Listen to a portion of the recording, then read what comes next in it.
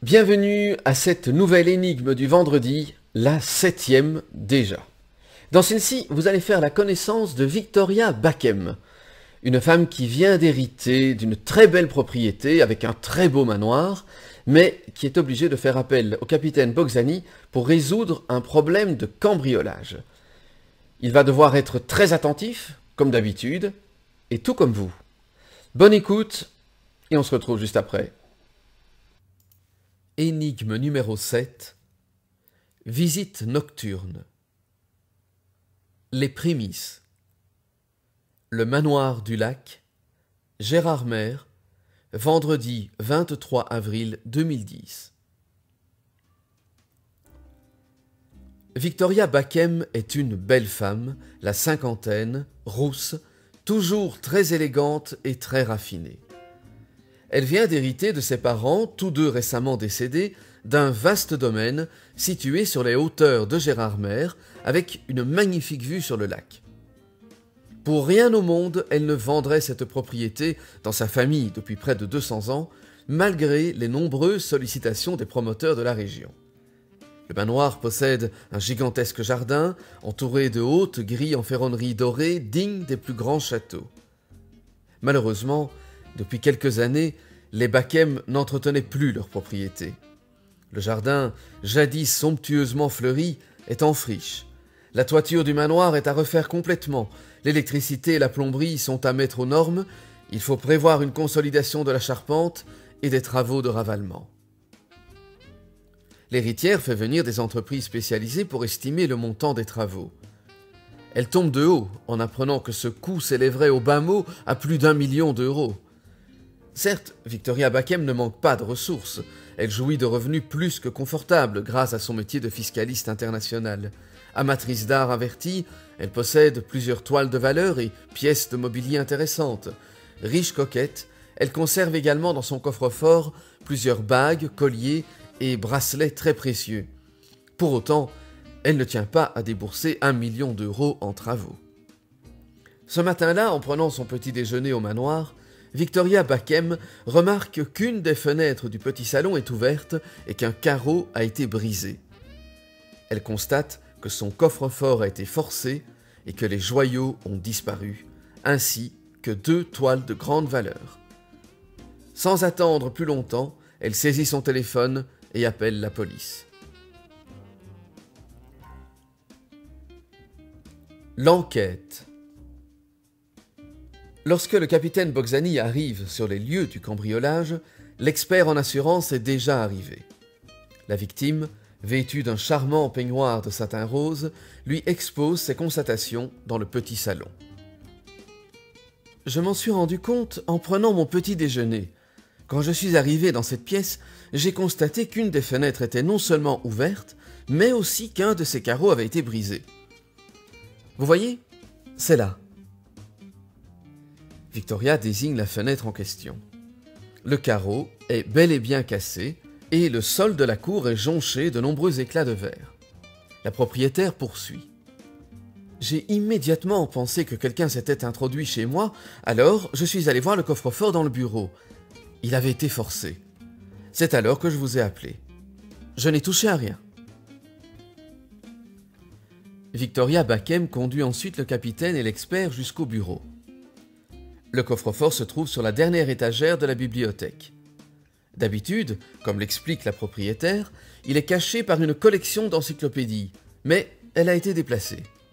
Les 2 hommes découvrent un collier de perles et un pic à glace sur le plancher du bureau, à proximité du coffre-fort.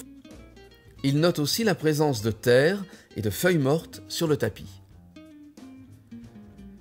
Le cambrioleur s'est certainement servi du pic à glace pour ouvrir le coffre-fort. Dans sa fuite, il a dû le laisser tomber ainsi que le collier qui se trouve par terre. Qu'en dites-vous, capitaine ? Trop occupé par l'examen des lieux, Boczany ne répond pas. Tenant le pic à glace dans sa main gantée, il remarque la présence d'un fin cheveu roux. La poudre à empreinte ne révèle aucune trace sur le pic, ce qui tend à prouver que le cambrioleur portait des gants. « Madame Bachem », interroge Boczany, « étiez-vous seule dans le manoir la nuit du cambriolage ?»« Oui. » Et pouvez-vous me dire qui a pu pénétrer dans le domaine, sachant que les grilles sont très hautes et qu'il n'y a pas eu d'effraction au niveau du portail? Pour toute famille, je n'ai que mon fils, Sébastien. À part lui, 4 personnes connaissent le nouveau code d'accès du portail: la cuisinière, le jardinier, le majordome et le notaire. J'ai toute confiance en eux. Ils ont tous travaillé de longues années au service de mes parents. En revanche, aucun d'eux ne possède de clé du manoir. Pas même Sébastien, qui ne m'a pas encore rendu visite depuis que je me suis installé ici. Boczani prend congé de la propriétaire du manoir et demande à l'un de ses lieutenants de convoquer les 5 personnes citées. Aucun des 4 employés ne fait de difficulté pour se présenter au poste de police, où ils arrivent rapidement. De retour au commissariat, Boczani peut donc commencer les interrogatoires. Muni de son dictaphone numérique et de son stylo, qu'il mordit consciencieusement, il écoute en premier lieu la cuisinière, une personne de petite taille. Toute ma vie, j'ai souffert de discrimination au sujet de ma petite taille. Moqueries, colibets, j'ai eu ma dose. Mais chez les Bachem, je me suis toujours senti très bien accueilli. Ils m'ont embauché sans faire aucune référence à ma taille, ni en me demandant par exemple comment je ferais lorsqu'il faudrait que j'attrape des plats rangés tout en haut du vaisselier. Des gens vraiment gentils, je vous dis. Et Madame Victoria, elle est pareille, le cœur sur la main. Bon, un peu moins généreux, c'est sûr, mais je suis déjà contente qu'elle m'ait gardé à son service. Je suis veuve depuis peu, et ce n'est pas toujours facile de subvenir aux besoins de mes 6 enfants. Et que savez-vous du coffre-fort de Madame Bachem? Madame Victoria ne m'a jamais parlé de son coffre-fort. J'ignorais même qu'elle en avait un. Boczani écoute ensuite un homme à l'allure négligée, le jardinier. Veuillez excuser ma tenue, j'arrive à l'instant de la propriété rue Droff, où je m'occupais des parterres de fleurs. Vous ne travaillez pas que pour Madame Bachem? Non, en fait, j'ai toujours travaillé à plein temps au manoir Bachem, sauf durant ces 5 dernières années. Ils m'ont congédié, en m'expliquant qu'ils ne voulaient pas payer pour l'entretien d'un jardin où la maladie les empêchait de mettre les pieds. Alors, j'ai dû trouver d'autres jardins à entretenir. Aujourd'hui, je travaille les lundis, mardis et vendredis chez les rue Droff, et seulement les mercredis et jeudis chez Madame Bachem. Portiez-vous la même tenue de jardinage hier? Oui, en effet. J'ai jardiné tard et je n'ai même pas eu le temps de mettre un coup de brosse à mes bottes. J'espère que je n'ai pas semé de la terre partout dans le commissariat. Que savez-vous de la fortune de Madame Bachem? Pas grand-chose, sinon que ça ne me déplairait pas d'avoir la même. Je pourrais enfin payer à ma femme la croisière dont elle rêve. Connaissiez-vous l'emplacement de son coffre-fort? Je ne risque pas. Vous savez, en tant que jardinier, je ne rentre que très rarement dans la maison. Je la connais très mal. Je crois même que je n'ai jamais mis les pieds à l'étage. Vient le tour du majordome. Un petit homme râblé, à la foisonnante chevelure rousse, que l'on imagine davantage derrière le comptoir d'un pub irlandais que dans un manoir vosgien. Je préfère être honnête avec vous, capitaine. Je suis le majordome du manoir. Autant dire que je m'occupe de beaucoup de choses dans la maison, et que j'ai accès à absolument tout ce qui s'y trouve. Je connais donc effectivement l'emplacement habituel du pic à glace et celui du coffre-fort, pour avoir vu madame l'ouvrir sous mes yeux à plusieurs reprises. En revanche, elle ne m'a jamais communiqué le code pour ouvrir le coffre, et je ne l'ai jamais vu le composer devant moi. Mais vous devez me croire, capitaine, ce n'est pas moi qui ai commis ce vol. Diriez-vous que Victoria Bachem est une patronne généreuse? Une bonne patronne, oui.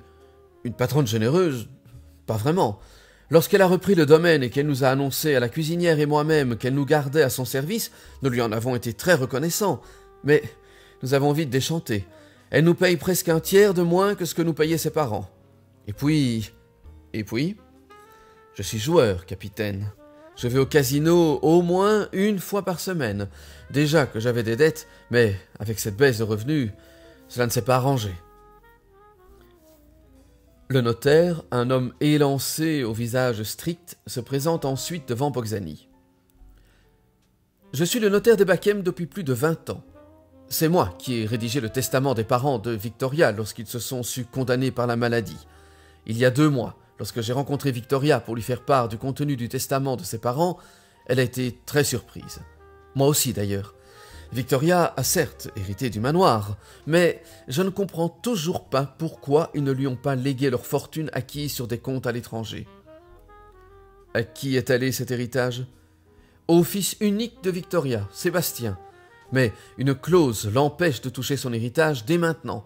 Il ne pourra en effet y prétendre que lorsqu'il sera diplômé de l'ENA. Je crois que ses grands-parents voulaient trouver un moyen de le persuader de reprendre ses études. Il avait décidé de tout lâcher pour se lancer dans le mannequinat. Connaissez-vous l'ampleur de la fortune actuelle de Madame Bachem? Bien sûr, puisque je suis son notaire. Je connais au centime près la valeur de ses tableaux, de ses meubles et de ses bijoux. Le plus cher, c'est le coucher de soleil, un collier en or blanc incrusté uniquement de rubis et de diamants. C'est une pièce ancienne que Victoria a achetée dans une vente aux enchères l'an dernier, d'après ce qu'elle m'a raconté. Je lui avais demandé de me prêter ce collier pour le week-end, car j'emmène ma femme dîner dans un grand restaurant pour ses 50 ans, et j'aurais souhaité qu'elle le porte. Malheureusement, Madame Bachem a refusé, prétextant qu'elle craignait que quelqu'un le vole. Je n'ai pas insisté. Le dernier interrogatoire est celui de Sébastien. Un beau jeune homme châtain, grand, bien proportionné, dégageant un air d'arrogance. C'est incroyable que je ne puisse toucher l'héritage que si je reprends mes études et que j'obtiens ce fameux diplôme. Je m'en fiche des études, et pourtant, il va bien falloir que je les reprenne. Notez, mon agent m'a dit qu'avec mon physique, il pourrait me décrocher des contrats de mannequinat en or, avec les plus grandes maisons. Mais quand même, 1 million d'euros, ça ne se refuse pas. 1 million, dites-vous? Oui, c'est à peu près le montant de l'héritage. Boczany cesse de mordiller son stylo, puis se lève. Inutile de questionner davantage le personnel et le fils. Il a réussi à démasquer le voleur. Comme quoi, la première idée est souvent la bonne. Tandis que l'expert de la compagnie d'assurance se prépare à remettre un gros chèque à Victoria pour indemniser la perte financière, Boczany s'apprête à appréhender le voleur. Il a deviné qui a cambriolé le manoir. Et vous? C'est vrai ça. Et vous? Alors, de tous ces habitués du manoir, lequel ou laquelle a bien pu commettre ce larcin? À vous de le trouver, comme le capitaine Boczany l'a déjà fait. Et à très bientôt pour la solution.